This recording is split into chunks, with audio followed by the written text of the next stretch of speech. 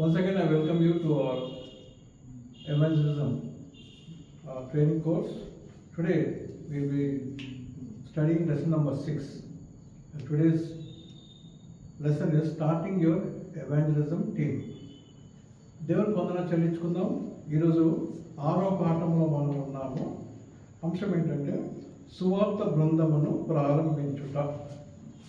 సువార్త బృందమును ప్రారంభించుట. మరి ఏదైనా మనం పని చేయాలంటే, ఏదైనా మొదలు పెట్టాలంటే కొంత మనకి ప్రిపరేషన్స్ ఉంటాయి కదా. కనుక దేవుని పని చేస్తున్నాం. మనం ఏం చేస్తున్నాము? దేవుని పని. మొదటి పాయింట్ ఏంటంటే ఈ విషయం గురించి ప్రార్థించుట. ఏం చేయాలి? మొదటి మనము ప్రార్థన చేయాలి. మొదటి ఏంటి పాయింట్? ఈ విషయం గురించి ప్రార్థించుట. రెండవది ఏంటంటే తరచుగా సహవాసంలో ఉండుడి. తరచుగా మనం ఏం చేయాలి? సహవాసంలో మనము ఉండాలి. మూడవది ఏంటంటే మీ బృందమునకు సహాయము చేయండి. మీ బృందమునకు సహాయం చేయండి. ఫస్ట్ పాయింట్ ఏంటి? Pray for this issue. Second ఏంటి? Be in continuous fellowship. Third ఏంటి? Be helpful to your team కదా. టీమ్ మనం ఒక టీం తయారు చేసుకున్నప్పుడు మనము కలిసి దాని గురించి ఆలోచన చేయటము, అందరం మనము కలిసి ముందుకు వెళ్ళాలి కదా. ఇప్పుడు మనం క్రికెట్ నడుస్తుంది. క్రికెట్ టీం ఎట్లుంటుంది కదా. ఇప్పుడు క్యాప్టెన్ చెప్పినట్టు అందరూ ఇంటర్, క్యాప్టెన్ చెప్పినట్టు వాళ్ళు, అంతేకాకుండా ప్లేయర్స్ చెప్పినట్టు కూడా క్యాప్టెన్ కొన్నిసార్లు వింటుంటాడు కదా. బౌలర్స్ ఇట్లా అని నాకంతా తెలియదు. కనుక ఒకళ్ళ మాటలు ఒకళ్ళు ఏం చేస్తారు? వాళ్ళు వింటారు కదా, వింటారు. టీం వర్క్ అది. ఆ టీం వర్క్ ఉంటేనే ఏదైనా కానీ, క్రికెట్ కానీ, ఫుట్బాల్ కానీ, ఏదైనా కానీ టీం వర్క్ ఉంటేనే ఏమవుతుంది? మంచిగా సాఫీగా జరుగుతుంది. కనుక ఈ విషయాన్ని మనం జ్ఞాపకం చేసుకుందాం. ఈ మొదటి పాయింట్ ఏంటంటే ఈ విషయం గురించి ప్రార్థించుట. ప్రార్థన చేయాలి మనం కదండి. కనుక మొదటి దేవుని చిత్తములోనే ప్రార్థించాలి. దేవుని చిత్తములోనే ప్రార్థించు. మొదటి యోహాను సువార్త 5వ అధ్యాయము 14వ వచనం. మొదటి యోహాను సువార్త 5వ అధ్యాయము 14వ వచనం. First John 5th chapter 14th verse. ఆయన బట్టి మనకు కలిగిన ధైర్యం ఏమనగా ఆయన చిత్తానుసారంగా మనం ఏది అడిగినను ఆయనే మన మనవి ఆలకించినదే. ఇక్కడ ఏముంది? ఆయన చిత్తానుసారంగా మనం ఏది అడిగితే ఆయన ఏం చేస్తాం? మన మనవి ఆలకిస్తా అంటే మనకి జవాబిస్తూ ఉంటాం. ఆయన చిత్తానుసారంగా కదా. మనము ఆయన చిత్తములో ఉండకుండా, అంటే వేరేదైనా అడుగుతుంటే కొన్నిసార్లు దేవుడు మనకి జవాబు ఇవ్వాలి. ఎందుకంటే దేవుడికి తెలుసు ఆయన అనంత జ్ఞాని. దేవుడు ఎవరు? అనంత జ్ఞాని అని బైబిల్లో ఉన్నది, ఆ మాట ఉన్నది. కనుక ఆయనకు అన్ని తెలుసు, మనకి ఎప్పుడు ఇవ్వాలి, ఏమి. ఆయన మన తండ్రి కదా. తండ్రి ఇస్తాడు, కానీ తండ్రికి తెలుసు పిల్లలకి కొన్నిసార్లు ఏమైనా ఇస్తే దాంతో ప్రమాదం కూడా రావచ్చు అని చెప్పేసి తల్లిదండ్రులు ఏం చేస్తారు? పిల్లలు ఏదంటే అడిగి ఇస్తుంటారా? ఇయర్ కదా, టైంకి ఇస్తారు. కనుక మొదటి ఏంటి? దేవుని చిత్తంలోనే ప్రార్థించు. Pray in the will of God. రెండవది ఏంటంటే దేవుని కృపా సింహాసనమునకు రావాలి. దేవుని యొక్క కృపా సింహాసనమునకు మనం రావాలి. Hebrews 4:16. Come to the throne of grace. Hebrews chapter 4 and verse 16. Hebrews chapter 4 and verse 16. Hebrews 4:16. కనుక మనము కనికరింపబడి సమయోచితమైన సహాయం కొరకు కృప పొందనట్లు ధైర్యముతో కృపాసనం వద్దకు, ఎక్కడికి? సింహాసనమునకు వద్దకు చేరుదాము. కనుక మనం ధైర్యంగా రావాలి. ఎక్కడికి? ఆయన సన్నిధికి మనం రావాలి కదా. ఎందుకంటే ఆయన మన తండ్రి కదా, ఆయన మన తండ్రి కనుక మనము ధైర్యముగా ఆయన దగ్గర రావాలి, ఆయన వేడుకోవాలి, ప్రార్థించాలి, అడగాలి కదా. దేవుని నడిపింపు కొరకు ప్రార్థించాలి. దేవుని నడిపింపు కొరకు మనము ప్రార్థించాలి. ఏది మత్తయి సువార్త 6వ అధ్యాయము 6వ వచనం. Come to the throne of grace. తర్వాత ఇప్పుడు ఏంటి సిలో మరి ప్రే ఫర్ గాడ్స్ గైడెన్స్. మత్తయి సువార్త 6వ అధ్యాయం 6వ వచనం. నీవు ప్రార్థన చేయనప్పుడు నీ గదిలోనికి వెళ్ళి తలుపు వేసి రహస్యమందున్న నీ తండ్రికి ప్రార్థన చేయము. అప్పుడు రహస్యమందు చూస్తూ నీ తండ్రి నీకు ప్రతిఫలం ఇచ్చును. కనుక మన దేవుని సన్నిధికి వెళ్ళాలి. దేవుని సన్నిధికి వెళ్ళి మనము ప్రార్థన చేయాలి. ఇక్కడ ఏమంటున్నాడు మత్తయి సువార్త 6వ అధ్యాయం 6వ వచనం ఏముంది? నువ్వు గదిలోకి వెళ్ళి నువ్వు ప్రార్థన చేయాలి. గదిలోకి వెళ్ళి ఏం చేయాలి? తలుపేసుకొని నువ్వు ప్రార్థన చేయాలి. అప్పుడు నువ్వు దేవుని సన్నిధిలో నువ్వు ప్రార్థన చేసే సమయంలో నీ బాధలన్నీ చెప్పుకుంటావు కదా, నీ బాధలన్నీ చెప్పుకుంటావు, మరి నీ కన్నుల్ని విడుస్తావు. మరి దేవుడు నిన్ను చూస్తాడు కదా. మరి మనం ఒంటరిగా ప్రార్థన చేస్తుంటే మనం ఎవరు చూస్తుంటారు? దేవుడు మనల్ని చూస్తుంటాడు కదా. చాలు, దేవుడు మనల్ని చూస్తే చాలు. మనం మనుషులు మనం చూస్తామని చెప్పేసి కాదు, దేవుడు మనల్ని చూడాలి. ఒంటరిగా ఉన్నప్పుడు ఏమిటంటే మన బాధ వ్యక్తపరుస్తాము కదా. కొన్నిసార్లు కన్నీళ్ళు వస్తాయి, మనం బాధ చెప్పుకుంటాం, దేవా ఇది చేయను ఆయన నా జీవితంలో చెప్పేసి మనము ప్రార్థనలో వేడుకుంటాము. దేవుడు మన ప్రార్థన వింటాడు కదండి. కనుక మరి we should ask for God's guidance. దేవుని నడిపింపు కొరకు, ఆత్మీయ నడిపింపు కొరకు మనం ప్రార్థన చేయాలి. ఆ తర్వాత ఏం చేయాలంటే అనుకూలమైన సమయము కొరకు మనము వేచి ఉండాలి. కొలెసియన్స్ చాప్టర్ 4 and verse 4. కొలస్సీ పత్రిక 4వ అధ్యాయము 4వ వచనం. 4 అనుకూలమైన సమయం కొరకు మనము ఎదురు చూడాలి. కొలస్సీ 4:4.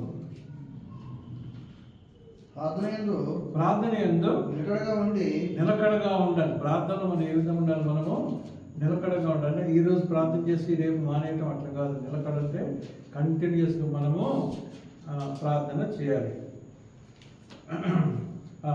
ప్రార్థన మనం నిలకడగా ఉండాలి.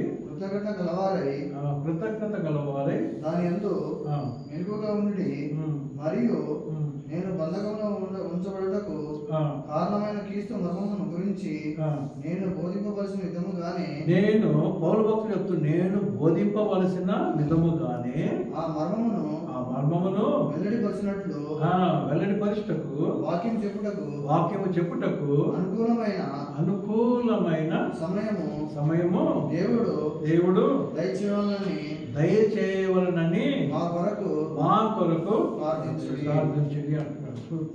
పౌలు భక్తుడే చెప్తున్నాడు, మా కొరకు ప్రార్థన చేయండి. అంతేకాకుండా అనుకూలమైన సమయం. ఇంగ్లీష్ ఏమంటుందంటే that doors may be open ఉంటుంది. ఏముంది? That I might make it manifest as I thought to speak, walk in wisdom towards them that are without, redeeming the time. కనుక మనకి ఏం చూస్తున్నామంటే అనుకూల సమయం గురించి. Continue in prayer and watch in the same with thanksgiving. తర్వాత with praying also for us that God would open unto as a door utterance to speak the mystery of Christ. That God would open a door. ఇక్కడ మరి ఇంగ్లీష్లో ఏముందంటే దేవుడు మాకు తలుపులు తెరిచినట్లు ప్రార్థన చేయండి అంటున్నాడు కదా. ఇక్కడ ఇంగ్లీష్లో తెలుగులో ట్రాన్స్లేషన్ ఏంటంటే అనుకూల సమయం అని వచ్చింది కదా. అంటే అక్కడ సరే మన తర్జుమా గురించి మనము దాని గురించి మనం ఆలోచన చేయనక్కర్లేదు. కానీ ఏంటంటే అనుకూల సమయం అంటే దేవుని యొక్క సమయం కొరకు మనము ఎదురు చూడాలన్నమాట. అంటే ప్రార్థన చేయాలి. అంటే మనం ప్రార్థన చేస్తూనే ఉండాలి. ఒకసారి ప్రార్థన చేసి కదా కనుక ప్రార్థన నిలకడగా ఉండాలి అంటున్నాం. ఐదో పాయింట్ ఏంటంటే ఈ దేవుని చిత్తం అయితేనే ఇది జరుగునట్లు ప్రార్థన చేయాలి కదండి. కొన్నిసార్లు మరి మనం చూస్తాం, మరి దేవా ఇది తప్పకుండా చేయలేవా, ఇది తప్పకుండా చేయలేవా, తప్పకుండా చేయలేవా అని మనము అడుగుతుంటాం కదా. కానీ కొన్నిసార్లు దేవుని చిత్తం కాదేమో, కానీ మనం ఏం చూస్తున్నాం, దేవా ఇది ఇది ఇది నాకు కావాలి, ఇది నాకు కావాలి, ఇది నాకు కావాలని చెప్పేసి మనము అడుగుతుంటాం. కనుక దేవుని చిత్తం అయితేనే ఇది జరుగునట్లు మన ప్రార్థన చేయాలి కదా. లూకాసు వార్త 22:42 మనం చూసిన యేసు ప్రభు గెత్సెమనే తోటలో ఉన్నప్పుడు తను ఇంకా కొద్ది గంటలైతే తనను అప్పగిస్తారు కదండి. రోమా ప్రభుత్వానికి అప్పగిస్తారు, మరి యూదులకు చేతికి అప్పగిస్తారు. వాళ్ళంతా ఇష్టమైన ఆయనని మరి ఆయనని బాధ పెడతారు, హింసిస్తారు, దూషిస్తారు కదా, అన్నీ చేస్తారు. ఆయనకు అన్నీ తెలుసు. కానీ ఆయన ఏం చేస్తుంది, నీ చిత్తమైతేనే మరి ఈ విధంగా జరగని అంటాడు కదా. లూకాసు వార్త 22:42 వచ్చింది. తండ్రి ఈ గిన్నె నా ఎద్దు నుండి తొలగించుటకు నీ చిత్తమైతే తొలగించము, ఆయనను నా ఇష్టము కాదు నీ చిత్తమే సిద్ధించును గాక అని ప్రార్థన చేస్తున్నాడు. చూడండి యేసు ప్రభు ఏ విధంగా ప్రార్థన చేస్తున్నాడు, నీ చిత్తమే జరగని అంటున్నాడు. కనుక మరి మన జీవితంలో దేవుని చిత్తమే జరుగుతుంది. కనుక మన జీవితంలో కొన్నిసార్లు మనము జ్ఞాపకం పెట్టుకుంటే ఇది నా జీవితంలో జరగట్లేదు, నేను ఎంత అడిగినా దేవుడు ఇవ్వట్లేదు అంటే అది దేవుడి చిత్తం అది. కనుక దేవుడు మనకి ఇస్తాడు. కానీ మరి ఒకవేళ దాంతో మనకి మేలు కలగదని చెప్పి అనుకుంటే అని ఇవ్వడు. కనుక నీ చిత్తమే ఆయనకు వదిలేసాను అన్నమాట కదండి. దేవుడి చిత్తానికి మనం ఏం చేయాలి, మనము వదిలేసాం. కనుక అప్పుడు ఆయన మరి మనకి ఏది మంచిదో దేవుడు మనకి అది చేస్తాడు. కనుక దేవుని చిత్తం అయితేనే ఇది జరిగినట్లు ప్రార్థన చేయాలి కదా. ప్రే if it is the will of God. సరే, ఈ మొదటి అంశం ఏంటి, మొదటి పాయింట్ ఏంటి, ఈ విషయం గురించి ప్రార్థన చేయాలి అనే ప్రార్థన మీద 5 పాయింట్లు మనం నేర్చుకున్నాం కదండి. మనందరూ తెలుసు, అయినప్పటికీ మనం మరి ధ్యానం చేసుకోవాలి. రెండో పాయింట్ ఏంటంటే తరచుగా సహవాసంలో ఉండుడి. ఏ విధంగా ఉండాలి, మనము సహవాసంలో ఉండాలి. తరచుగా బీ ఇన్ కంటిన్యూస్ ఫెలోషిప్. ఈ ఫెలోషిప్ అనేది చాలా ఇంపార్టెంట్ కదండి. సహవాసం చాలా ఇంపార్టెంట్. మనము ఇట్లా కలుసుకుంటేనే మనకు సంతోషం ఉంటుంది కదా. ఒకరినొకరు మనం తెలుసుకుంటాము, ఎట్లుండాలని చెప్పారు అడుగుతాము కదా. మరి ఒకరి బాగోగులు మనం ఒకరు తెలుసుకుంటాము, ముందుకు వెళ్తుంటాం కదా. దాంట్లో మనకు ఆనందం అంటే మనం ఫస్ట్ నేర్చుకున్నాం శిష్యత్వంలో ఏం చేసుకున్నాం మనం, మీరు ఒకరినొకరు ప్రేమించుకుంటే మీరు నా శిష్యులు అని యేసయ్య అంటారు కదా. మీరు ఒకరినొకరు ప్రేమించుకుంటే మీరు నా శిష్యులు అంటే మనకి ఏముండాలి, ఒకరి మీద ఒకరు ప్రేమ ఉండాలి. కనుక సహవాసంలో మనకు ప్రేమ ఉండాలి. మన సహవాసంలో మనకి ఏముండాలి, ఒకరి మీద ఒకరు మనకు ప్రేమ ఉండాలి. కనుక సహవాసము చాలా ఇంపార్టెంట్. తరచుగా సహవాసములో ఉండుడి. Be in continuous prayer. మొదటిది ఏంటంటే ఏక మనసుతో సహవాసం. మన సహవాసం ఏ విధంగా ఉండాలి, ఏక మనసుతో ఉండాలి. వన్ మైండ్ కదా, వన్ మైండ్. ఒక్క మనసుతో మనం ఉంటేనే మనం సక్సెస్ అవుతాం కదా. ఒక్క మనసుతో ఉంటేనే మనం సక్సెస్ అవుతాం. కనుక ఏక మనసుతో, బీ ఆఫ్ వన్ మైండ్. అపోస్తుల కార్యము 1వ అధ్యాయము 14 వచ్చిన చదువుకుందాం. అపోస్తుల కార్యము 1వ అధ్యాయము 14 వచ్చిన చదువుకుందాము. వీరందరూ వీరితో కూడా కొందరు స్త్రీలను యేసు తల్లి అయిన మరియు ఆయన సహోదరులను ఏక మనసుతో కూడా ఏ విధమైన వాళ్ళు ఏక మనసుతో ఎడతెగక ప్రార్థన చేయుచుండిరి. చూడండి, అంతా కలుసుకున్న సహవాసం ఉన్నారు, ఒక మనసుతో ఉన్నారు. ఇంకేం చేస్తున్నారు, ఎడతెగక కంటిన్యూస్గా ప్రార్థన చేస్తున్నారు కదండి. కనుక ప్రార్థన అనేది చాలా ఇంపార్టెంట్, సహవాసం అనేది చాలా ఇంపార్టెంట్. ఏక మనసుతో మనం ఉండాలి. రెండో పాయింట్ ఏంటంటే ఒక ఉద్దేశంతో సహవాసం మనం కలిగి ఉండాలి. ఒక ఉద్దేశంతో ఇక్కడ ఎందుకు మనం సహవాసం వచ్చినాం మనం ఇక్కడికి? ఇక్కడ మనము శిష్యత్వం అనే అంశం నేర్చుకున్నాము. ఇప్పుడేం నేర్చుకుంటున్నాం మనము? సువార్థీకరణ నేర్చుకుంటున్నాం కదా. ఆ తర్వాత ఏముంటుంది? మిషన్స్ అనే అంశం మనకి ఉంటుంది కదా. ఈ మూడు మనం నేర్చుకుంటున్నాం. కనుక మరి ఒక ఉద్దేశంతో మనం ఇక్కడ చేరి ఉన్నాం కదండి. ఒక ఉద్దేశంతో మనం ఇక్కడ చేరి ఉన్నాం. అపోస్తలుల కార్యాలు 2వ అధ్యాయము 1వ వచనం చదువుకుందాము. 2వ అధ్యాయం 1వ వచనం. పెంతెకోస్తును పండుగ దినం వచ్చినప్పుడు ఆ, అందరూ ఒక చోట కూడి ఉండిరి. వీళ్ళందరూ ఒక చోట కూడినారు. ఒక ఉద్దేశం కలిగి ఉన్నారు వాళ్ళు. ఏంటది? మరి ప్రభు చెప్పినాడు కదా, మరి మీరు పరిశుద్ధాత్మ కొరకు వేచి ఉండుడి అని ఒక మాట యేసయ్య చెప్పినాడు కదా.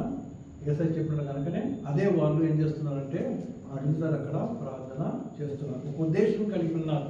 అంటే ప్రభు చెప్పినాడు కనుక మేము ఆ విధంగా చేయాలని చెప్పేసి మరి అపోస్తలుల కార్యము 2వ అధ్యాయము 1వ వచనంలో మనము ఒక ఉద్దేశంతో సహవాసము చేస్తున్నాం కదండి.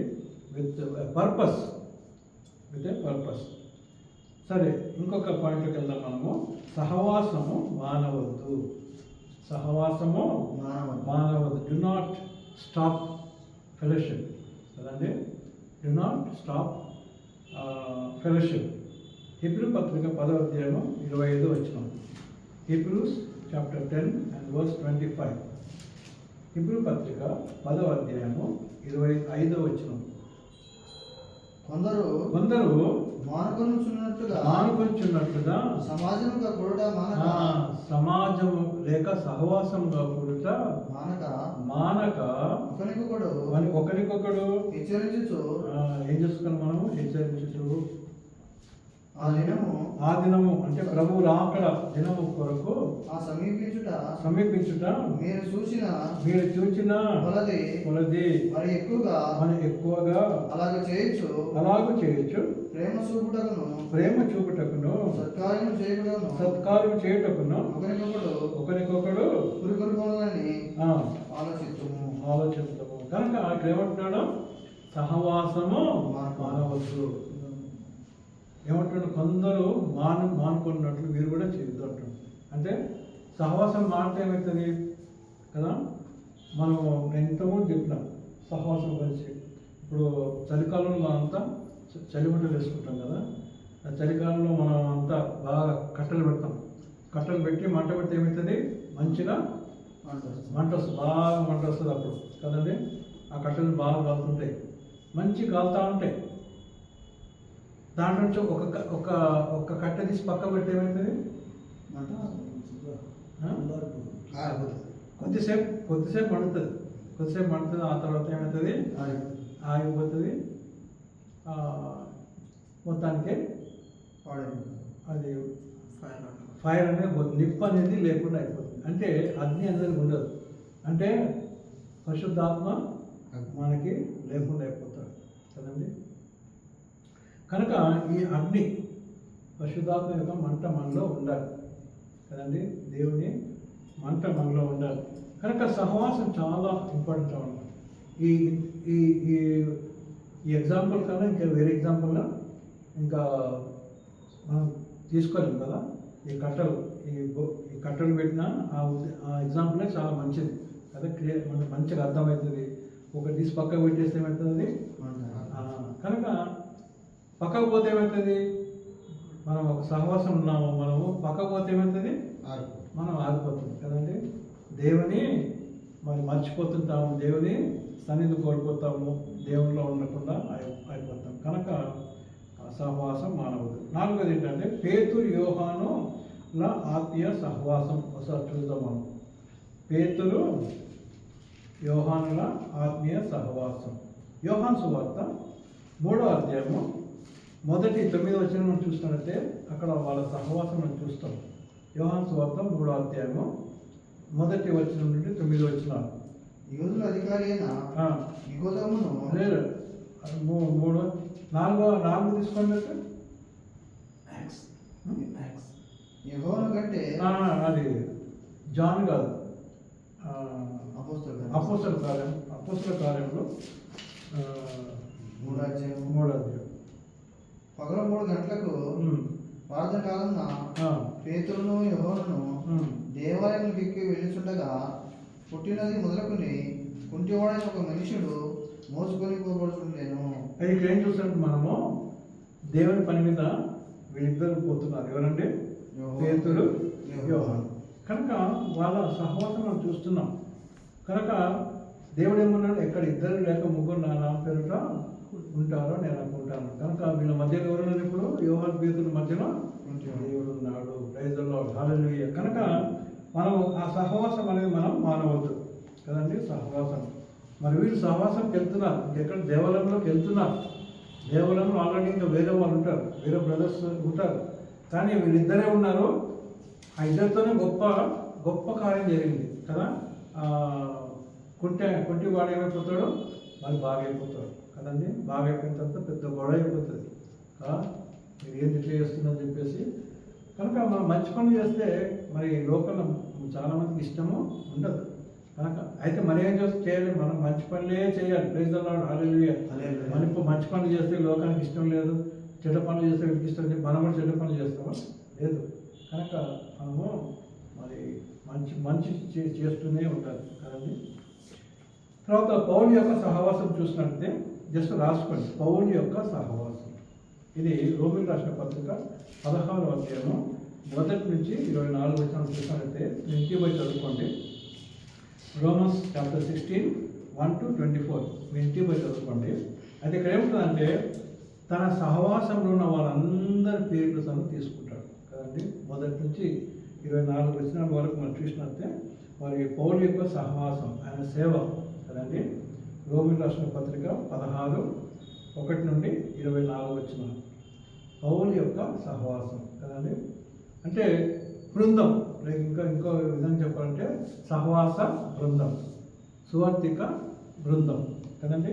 కనుక దేవుని పిల్లలారా ఈ విధంగా మన సహవాసం కలిగి ఉండాలి. 3వ పాయింట్కి వెళ్దాము. 3వ పాయింట్ అంటే మీ బృందంలో నాకు సహాయము చేయాలి.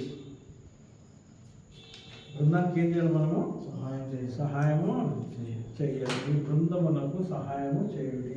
హెల్ప్ యువర్ టీమ్ కదండి. ఎందుకంటే మనం అనుకున్నాం కదా, టీం అంటే ఒకటి, వన్ మైండ్తో ఉండాలి, ఒక మనసుతో ఉండాలి, ఒక ఉద్దేశంతో ఉండాలి. ఒక టీం ఏం చేస్తారు వాళ్ళు? ఇప్పుడు క్రికెట్ టీం ఉంటే వాళ్ళు మేము గెలవాలి. వాళ్ళకు ఒకటే ఉద్దేశం ఏంటంటే మేము గెలవాలి. నేను 100 చేసుకుంటా, నాకు వేరుతో నాకు ఏమక్క, నాకు సెంచరీ చేసుకుంటా, సెంచరీ కాదు ఇంకా 2 సెంచరీలు చేస్తా, నాకు టీంతో నాకు ఏ పని నేను నా గోల్స్ నేను చేసుకోవాలా అని అనుకుంటే కదా. సరే నీ సెంచరీస్ నీకు వస్తాయి కానీ టీం పాడైపోతుంది కదా. కనుక టీంలో ఉన్నప్పుడు ఏ విధంగా ఉండాలి? మనము కలిసి ఉండాలి, ఏక మనస్సుతో మనము ఉండాలి కదండి. కనుక రోమిలకు రాసిన పత్రిక దాంట్లో చూసినట్లయితే మరి మరోసారి రోమిలకు రాసిన పత్రిక 16 నుండి 16వ అధ్యాయము ఇందాక రాసుకున్నాం కదా. 1 నుంచి 24 వచనం చూస్తే అక్కడ ఆయన బృందం గురించి మొత్తం చెప్తాడు కదండి. మొత్తం ఆయన టీం, ఆయన సువార్త గురించి, ఆయనతో పాటు ఎవరెవరు సహాయం చేసినారో వాళ్ళందరూ పేర్లు తీసుకుంటాడు కదండి. కనుక మీ బృందంలో భాగమై ఉండండి. మొదటి పాయింట్ ఏంటి? మీ బృందంలో భాగమై ఉండండి. Be part of your team. Be part of your team. మరి పౌలు భక్తులకు ఎంత పెద్ద టీం అంటే చాలామంది పేర్లు. మొత్తం ఈ 16 అధ్యాయం చూసినట్టయితే చాలామంది పేర్లు. ఆయన అంటే ఆయన సేవలో సహాయం చేసిన వాళ్ళు, ఆయనతో ఉన్నవాళ్ళు, ఆయనతో సేవకి వెళ్ళిన వాళ్ళు, వాళ్ళ పేర్లన్నీ చెప్తారు కదండి. కనుక మనము బృందంలో భాగమై ఉండాలి. బృందంలో ఏమై ఉండాలి? మనము భాగమై ఉండాలి కదండి. So be part of your team. Next point ఏంటంటే మరి సంస్థలో పని చేయాలి. మీ టీంలో ఏం చేయాలి?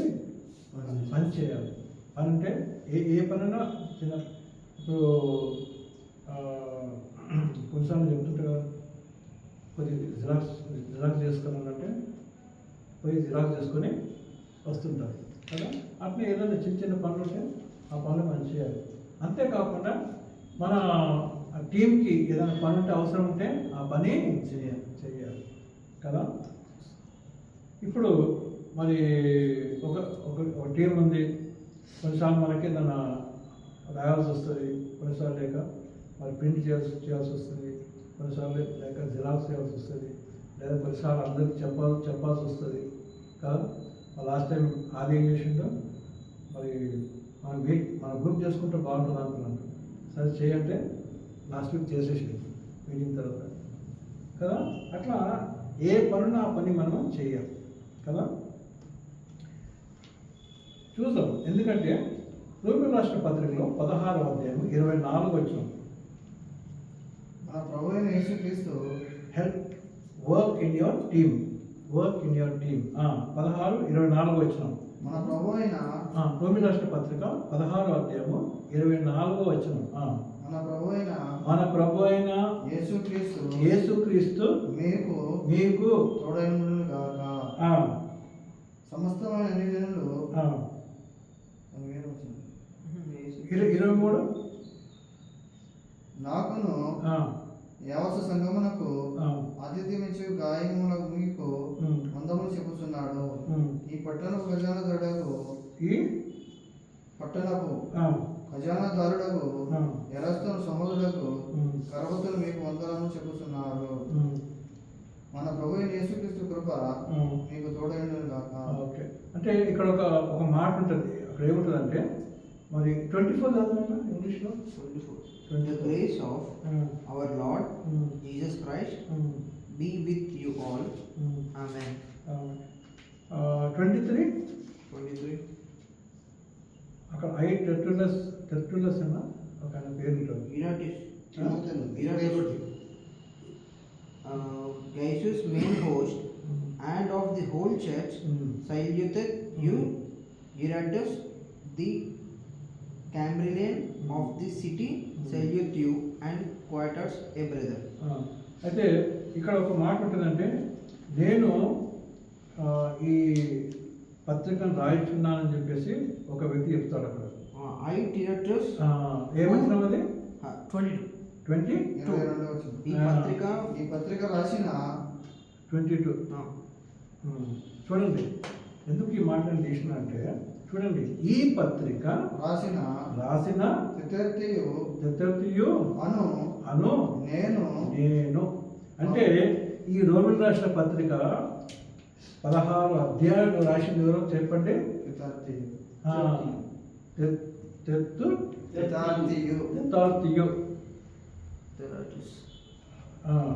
అయితే ఈ 16 అధ్యాయాలు రాయాలంటే ఇక్కడ ఏం చూస్తామంటే, ఆ టైంలో మనకి ఇప్పుడు ఎట్లుంది, మనకి A4 పేపర్లు కావాలంటే బుక్ షాప్ పోతే పేపర్లు దొరికిపోతాయి కదా.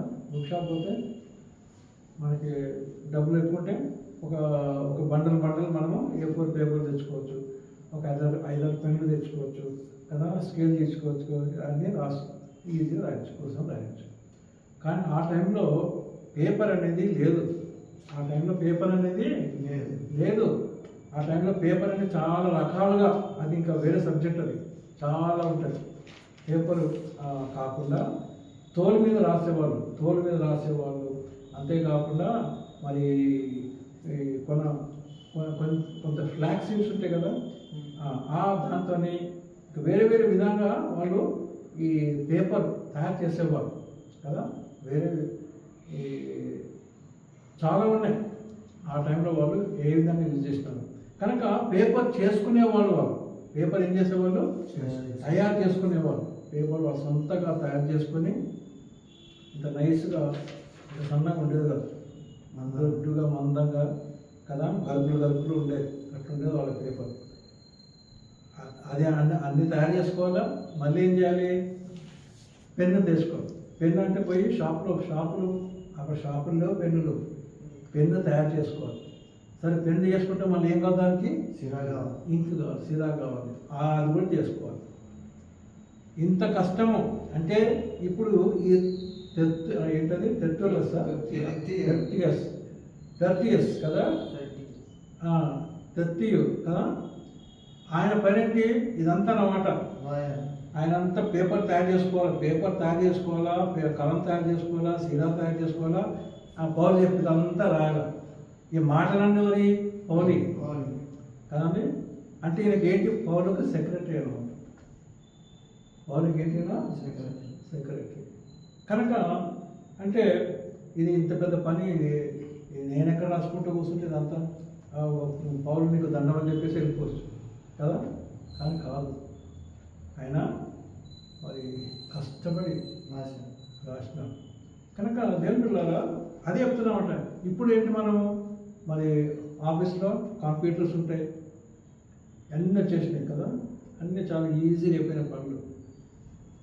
అయితే ఏదన్నా మన బృందంలో ఇటువంటి పనులు ఏ బృందంలో ఆ పనులు మనము చేయాలి, అది మనము చేయాలి.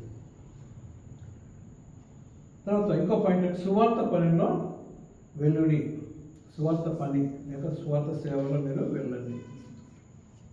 Go on gospel work, evangelistic work, evangelism work. అపోస్తల కార్యంలో 18వ అధ్యాయము 1-3 వచనం చదువుకుందాం. అపోస్తల కార్యము 18వ అధ్యాయము 1-3 వచనం చదువుకుందాం. అటు తర్వాత పౌలు ఎథెన్స్ నుండి బయలుదేరి, ఎక్కడి నుంచి? ఏథెన్స్. ఓకే, ఏథెన్స్ అంటే గ్రీక్ దేశము క్యాపిటల్ అన్నమాట. ఇప్పటికీ గ్రీక్ దేశం ఉంది. గ్రీక్ దేశం క్యాపిటల్ ఇప్పటికీ ఉంది ఏథెన్స్. చూడండి దేవుడు ఏ విధంగా అదే పెట్టేసినాడు కదండి. ఏథెన్స్ బయలుదేరి కొరింథీలకు వచ్చి, ఎక్కడ వచ్చినాడు? కొరింథీ అంటే అదొక గ్రీస్లో అదొక సిటీ. అది కొరింథీ అంటే ఏంటి? అదొక సిటీ. కొరింథీకి వచ్చి పొంతు వంశీయుడైన ఆకులా అన్న ఒక యువతిని, అతని భార్య ప్రిస్కిల్లాను కనుగొని. ఇక్కడ ఎవరు పేరు చూస్తున్నాం మనం? అకుల్లా, ప్రిస్కిల్లా, వీళ్ళిద్దరు కనుగొని వారి ఎద్దకు వెళ్ళాను. యూదులందరూ రోమా మెడిసి. చూడండి, వీళ్ళంతా ఇప్పుడు ఎక్కడున్నారంట? రోమ్లో ఉన్నారు. రోమ్ ఏంటి? ఇటలీ క్యాపిటల్ కదండి. Italy capital. అక్కడ ఇటలీ సామ్రాజ్యం నడుస్తుంది కదా. ఎంపరర్ ఎవరైనా రాజు ఆయన ఏమంటాడంటే అందరు క్రిస్టియన్స్ ఇక్కడ వెళ్ళిపోండి అంటాడు. ఒక ఆర్డర్ ఇస్తాడు, అందరు క్రిస్టియన్స్ ఇక్కడ వెళ్ళిపోండి అంటే అందరు అక్కడి నుంచి చేస్తారు. చూడండి, క్రైస్తవులకి ఎప్పుడైనా ప్రాబ్లమే. క్రైస్తవులకి మనకి ఎప్పుడైనా ప్రాబ్లమే. కనుక మన ఇల్లు ఎక్కడ? పరలోకం. అందుకోసం భక్తులు పాట రాసిన పరలోకమే సొంతము ఎప్పుడు చూసేదను. హల్లెలూయా. కనుక ఈ లోకం అది కాదు కదండి, పరలోకమే. కనుక మరి ఆయన పేరేంటి? క్లౌదియా. ఆయన ఏం చేసినాడు? ఒక ఆర్డర్ పాస్ చేసినాడు. కాల్ క్రిస్టియన్స్ లీవ్ రోమ్ అని ఒక ఆర్డర్ చేయగానే అందరూ ఏం చేసినారు? ఆ కొంచెం బయలుదేరి వచ్చేసినారు. అయితే పౌలు వీళ్ళు తెలుసుకొని, వాళ్ళు ఎక్కడో తెలుసుకొని వాళ్ళ దగ్గర పోయి వాళ్ళని కలుసుకొని మరి వారితో సహవాసం చేస్తున్నాడని మనం చూస్తున్నాం కదండి. తర్వాత కదా యూదులందరూ రోమా విడిచి వెళ్ళిపోవాలని క్లౌదియా చక్రవర్తి ఆజ్ఞాపించినందున వారు ఇటలీ నుండి కొత్తగా వచ్చిన వారు. చూడండి, ఆ దేశంలో ఎంత ఆ టైంలో ఎంత కష్టపడ్డారు. మనం ఉప్పలు దాటిపోము మనం కదండి. లేదా ఎక్కువ హైదరాబాద్ దాటిపోము కదా. వాళ్ళు ఎక్కడి నుంచి యెరూషలేం ఎక్కడ, యెరూషలేం నుంచి గ్రీస్ దేశం ఎక్కడ, గ్రీస్ దేశం నుంచి మళ్ళీ రోమా, ఇటలీ అంతా పోడు కదండి. అంటే ఎందుకు పోతున్నారు వాళ్ళు? యేసుప్రభు ఉన్నాడు, మీరు వెళ్ళి సర్వ సృష్టికి సువార్త ప్రకటించుడి కదండి. మత్తయి సువార్త 28వ అధ్యాయము 18, 19, 20 మనం నేర్చుకున్నాం. కనుక అవి వాళ్ళు చేస్తున్నారు. ఇప్పుడు మనం ఏ విధంగా ఉన్నామంటే కంఫర్ట్ జోన్లో ఉన్నాం. కంఫర్ట్ కదండి, మన కంఫర్ట్ సుఖం దాటి మనం సుఖం వదిలిపెట్టి మనం బయటికి వెళ్ళడం చాలా కష్టమైపోతున్నాం కదండి. కనుక మరి మనం జ్ఞాపకం చేసుకున్నాం, దేవుని యొక్క సేవ అంటే కష్టం కదండి. దేవుని యొక్క సేవ అంటే కష్టపడాలి, మనము ముందుకు వెళ్ళాలి. అయితే ఏం చేసినారు మనం కనుగొని ఏం చేసిన తర్వాత చెప్తారు కదా వారు ఆ, వృత్తికి వృత్తికి డేరాలు కుట్టు డేరాలు కుట్టుకునే వాళ్ళు వాళ్ళ వృత్తి ఏంటది డేరాలు కుట్టుకునే వాళ్ళు పౌలు డేరాలు కుట్టుకునే వాళ్ళు అంటే టెంట్ మేకర్స్ టెంట్స్ తయారు చేసుకునే వాళ్ళు పౌలు కూడా చదవండి పౌలు ఆ, అదే వృత్తి గలవాడు కనుక పౌలు కూడా ఏం వృత్తి అంట అదే వృత్తి. ఆయన టెంట్ మేకర్ ఆయన కూడా టెంట్ తయారు చేసుకొని అమ్ముకునే వాళ్ళు అనమాట కనుక ఈ టెంట్ బిజినెస్ నడుస్తుంది వాళ్ళకి ఏం నడుస్తుంది టెంట్ బిజినెస్ నడుస్తుంది కనుక క్రిస్టియన్స్ మనకి ఏముండాలి ఒక టెంట్ బిజినెస్ ఉండాలి అంటే టెంట్ హౌస్ పెట్టుకోవచ్చు తప్పేం లేదు టెంట్ హౌస్ పెట్టుకుంటే ఏమిటి కదా ఏమైనా పెట్టుకోవాలి కదండి మన ఇంట్లోనే చిన్న కిరాణా షాప్ పెట్టుకోవచ్చు ఇంట్లోనే కూరగాయల దుకాణం పెట్టుకోవచ్చు ఏమైనా పెట్టుకోవచ్చు కదండి కనుక దేవుడు అంటే బిజినెస్ మనం చేయాలి కదా సరే అది వేరే విషయము అయితే ఎందుకు ఈ మాట చెప్తారంటే పౌలు ఎంత కష్టపడి మరి వాళ్ళ అంటే ఈ విధంగా టెంట్ మేకర్స్ని కనుగొని వాళ్ళ కష్టంలో ఉన్నారని చెప్పేసి వాళ్ళని పిలిపించుకొని వాళ్ళ దగ్గర కలిసి వాళ్ళతో సహవాసం చేస్తున్నాడు కదండి మనం చూస్తున్నాం కనుక ఇక్కడ ఏం చూస్తామంటే 18వ వచనం చదవండి ఇప్పుడు 18వ వచనం చూస్తే 18th verse పౌలు ఇంకను బహుదినములు ఎక్కడ ఉండిన తర్వాత సహోదరుల యొద్ద సెలవు పుచ్చుకుని తనకు మొక్కబడి ఉన్నందున కేకరాయిలో తన వెంట్రుకలు కత్తిరించుకుని ఓడైకి సిరియకు బయలుదేరాను. ప్రిస్కిల్లా చూడండి అకులా ప్రిస్కిల్లా అనువారు అతనితో కూడా వెళ్ళిరి. ప్రైజ్ ది లార్డ్, హల్లెలూయా. చూడండి అంటే ఈ అకులా ప్రిస్కిల్లా అనే వాళ్ళు ఏం చేస్తున్నారు, ఆయన వెంట పోతున్నారు, సేవలో పోతున్నారు.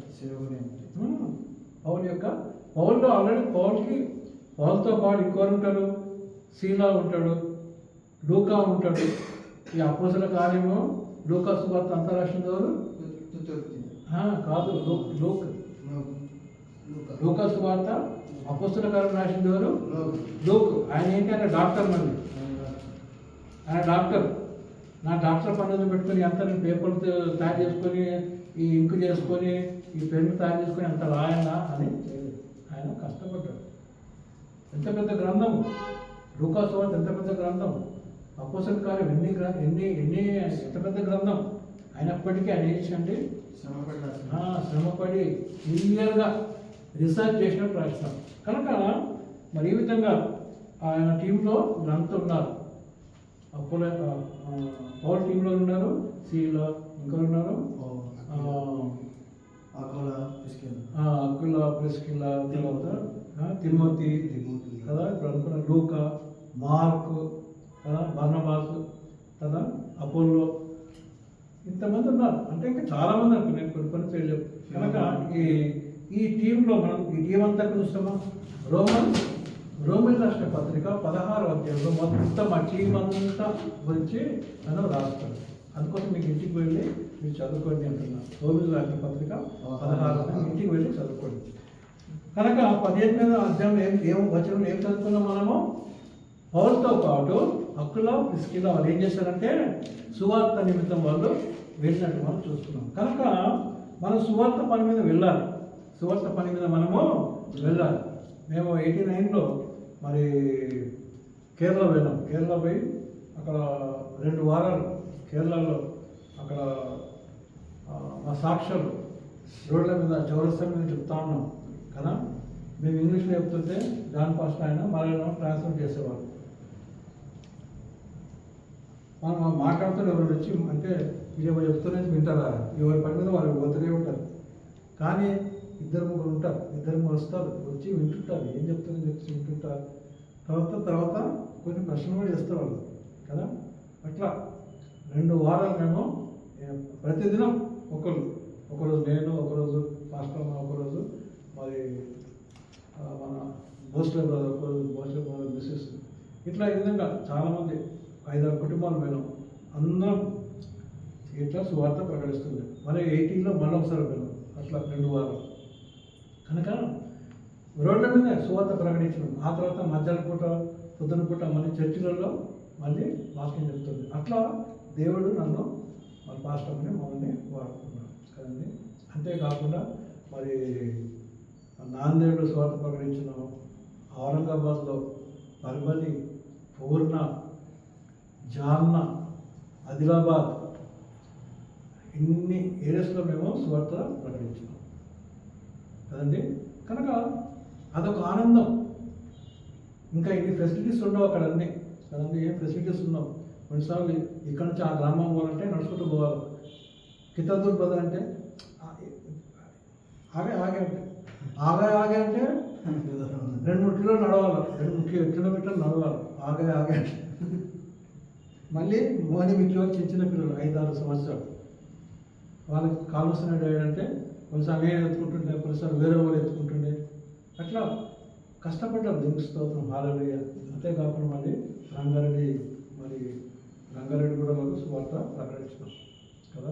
అక్కడ రూమ్ తీసుకొని సాటర్డే నైట్ అక్కడ రాత్రి అంతుండి సండే మార్నింగ్ అక్కడ ఊళ్ళో సువార్త ప్రకటించి మళ్ళీ ట్రైన్ పట్టుకొని కాచిగూడకు వచ్చేస్తుండే. ఆ విధంగా మరి సువార్త అంటే అదంతా వేరేగా ఉంటుంది. సువార్త అనేది ఎందుకు ఇవన్నీ చెప్తారంటే మరి వీలైతే ఆ విధంగా మనం చెయ్యాలి కదండి. దేవుని స్తోత్రం, హల్లెలూయా. కనుక అక్కుల పిసుకులు ఏం చేశారు వాళ్ళు మరి పౌరులతో వాళ్ళు వెళ్ళారు కదండి. అంతేకాకుండా బృందమునకు నెక్స్ట్ పాయింట్ ఏంటంటే బృందమునకు ఆర్థిక సహాయము చేయాలి. బృందానికి ఏం చేయాలా? ఆర్థిక సహాయం చేయాలి కదండి. ఎందుకంటే ఆ బృందానికి చాలా అవసరాలు ఉంటాయి. ఒక మరి సువార్త బృందం ఇక్కడ నుంచి ఒక స్థలం పోవాలనుకో ఏముంటాయి.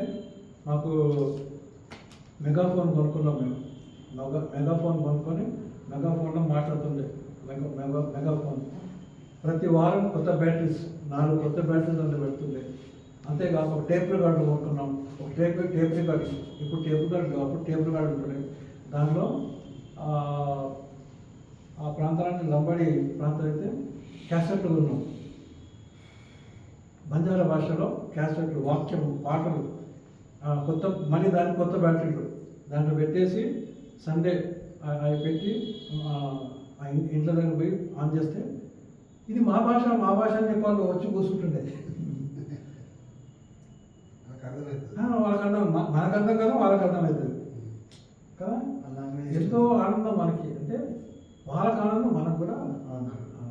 ఆ విధంగా మరి 2-3 సంవత్సరాలు ఆ విధంగా చేసినాం. కానీ చివరికి మాకు ధమ్కి ఇచ్చినారు ఏంటంటే ఆయన ఎవరు గ్రామ్ స్టేన్స్ ఏమిటి తెలుసు కదా అని చెప్పేసి మాకు ధమ్కి ఇస్తే అప్పుడే నాకు ట్రాన్స్ఫర్ ఉంది ఎక్కడికి, నాందేడ్. మళ్ళీ సరే అని చెప్పి నేను అక్కడ నాందేడ్ పోతున్నా. ఇక పాస్టర్ ఒకటి ఇంకా 2-3 సిస్టర్స్తో పోతున్నాయి. ఇక వదిలే అని చెప్పేసి మేము మానేసాం. కనుక దేవుని పిల్లరా, కొన్నిసార్లు మనము ఆపేయాలి, కొన్నిసార్లు మనం మానేయాలి. అంటే వేరే వాళ్ళకి చెప్పినాము. ఎందుకంటే ప్రేస్ప్రభు ఏమంటాడు, మీ సువార్త వినకపోతే ఏం చేయాలండి, కాళ్ళని ఏం చేయమన్నాడు, దులిపిమన్నాడు కదా. ఒక ఊరిలో మీ వాక్యం వినకపోతే ఏం చేయాలి, మీరు మీ పాదములు దులిపి వెళ్ళిపోతే ఆ దుమ్ము కూడా వదులుతాను. చూడండి, యేసుప్రభు ఎంత మాట, స్ట్రాంగ్ మాట యూజ్ చేస్తున్నాడు కదండి. అంటే ఆ గ్రామం యొక్క దుమ్ము కూడా మీ కాళ్ళకు ఉండదు, మొత్తం దులుపుకొని వచ్చేసి అంటే ఇంకా మీకేం జరగాలన్నది అన్నట్టు దేవుడు చెప్తున్నాడు. కనుక ఆ విధంగా మనం జాగ్రత్తగా ఉండాలి కదండి. కనుక యేసు ముందే చెప్పేసినాడు, మరి ఒక గ్రామం మీరు స్వీకరించకపోతే ఏం చేయాలి, మీరు ఆ గ్రామం వదిలిపెట్టి వెళ్ళిపోండి, వేరే గ్రామంకి వెళ్ళిపోండి కదండి. దాంట్లో చాలా అర్థం ఉన్నది, చాలా జ్ఞానం ఉన్నది ఆ మాటలు. కనుక మరి చాలా జాగ్రత్తగా ఉండాలి.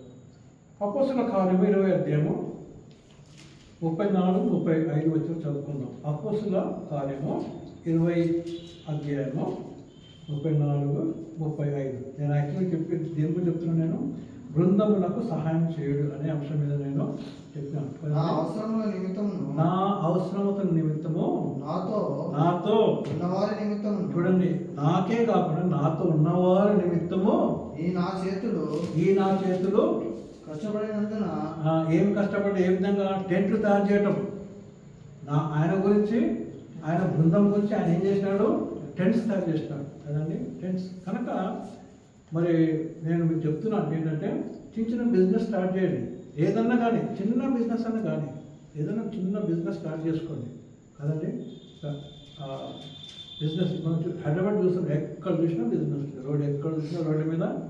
అంటే మనం రోడ్డు మీద రావాలని కాదు చెప్పేది, నేను మన ఇంట్లో నుండే మనం ఏదన్నా చిన్నగా మనము చేయవచ్చు కదా. అంటే కష్టపడాలి, మనము కష్టపడాలి, మన కొరకు మనం కష్టపడాలి, మన బృందం గురించి మనము కష్టపడాలి. ఆ తర్వాత కష్టపడినని మీకు తెలియను, మీరును ఇలాగ ప్రయాసపడి బలహీనులను సంరక్షింపవాలని పుచ్చుకున్నట కంటే ఇచ్చుట ధన్యమని అని ప్రభు అయిన యేసు చెప్పిన మాటలు జ్ఞాపకం చేసుకోవాలని అన్ని విషయంలో మీకు మాదిరి చూపితేనని చెప్పాను. అంటే ఆయన ఒక మాదిరి చూపించినాడు. ఎవరు? పౌలు. అంటే మన అపోస్తల కార్యం అసలు బాగా చదివితే సువార్త సేవ ఏ విధంగా చేయాలో మనకి ఒక ఐడియా వస్తుంది.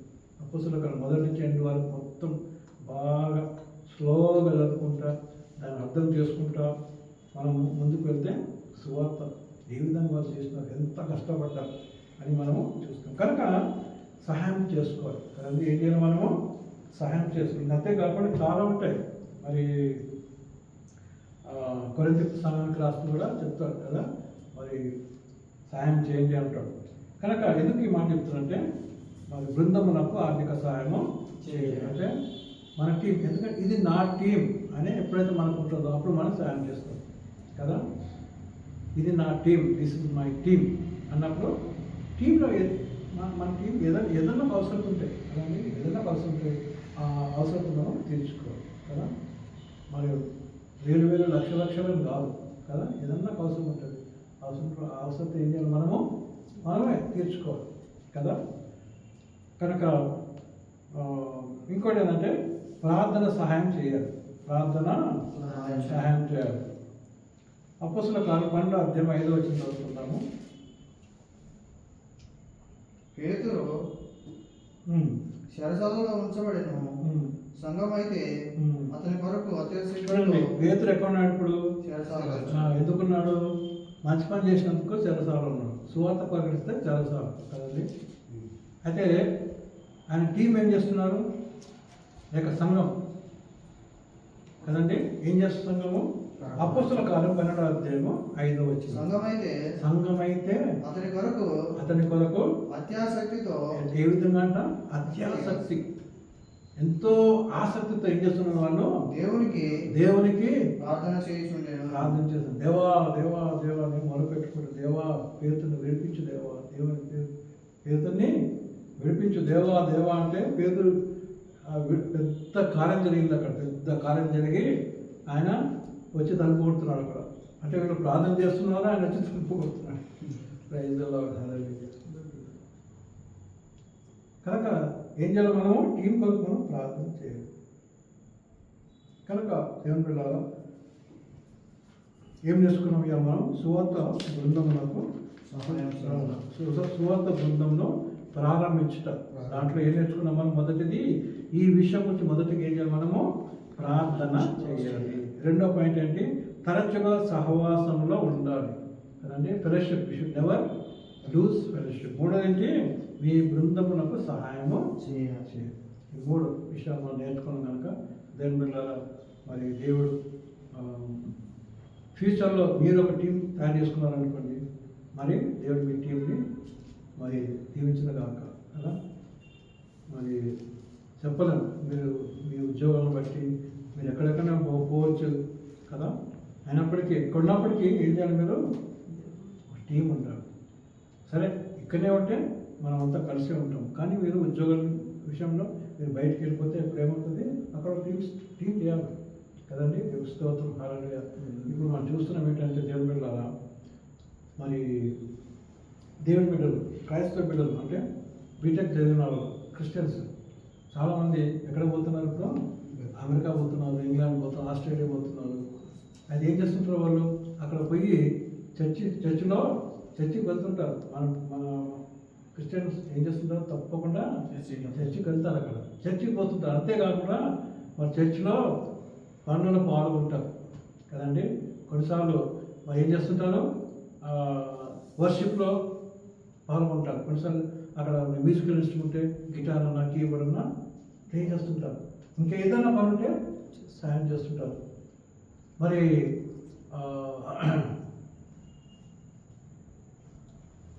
సరే, కొంతమంది ఏం చేస్తారంటే అనేక విధాలుగా సహాయపడుతుంటారు. నేను పేర్లు తీసుకోవద్దు అన్నీ చెప్పి కదా, వాళ్ళు కూడా యూట్యూబ్లో చూస్తుంటారండి. కనుక అనేక విధాలు సహాయపడుతుంటారు. కనుక మనము మన బిడ్డలు ఎక్కడ పోయినా కూడా ఏం చేయాలి? చేస్తుంటారు కదండి. ఇంకా చిన్న చిన్న ఆరాధన స్టార్ట్ చేస్తున్నారు మన తెలుగు. ఏం చేస్తున్నారు? ఆరాధన స్టార్ట్ చేస్తున్నారు. కనుక దేవుని పిల్లల దేవుడు మనం ఎక్కడ పెట్టినా కూడా ఏం చేయాలి? మనము ఆయన కొరకు మనం వాడబడాలి, ఆయన పని చేయాలి. కనుక మరి సువార్త బృందంను ప్రారంభించడం మీకు చాలా విషయం నేను చెప్పినాను. మరి దేవుడు మరి ఈ మాటలను దీవించను గాక, మీ హృదయంలో మరి అవి నాటబడను గాక, మరి మీరు మంచి సేవకులుగా మరి మార్చబడను గాక. God bless you abundantly.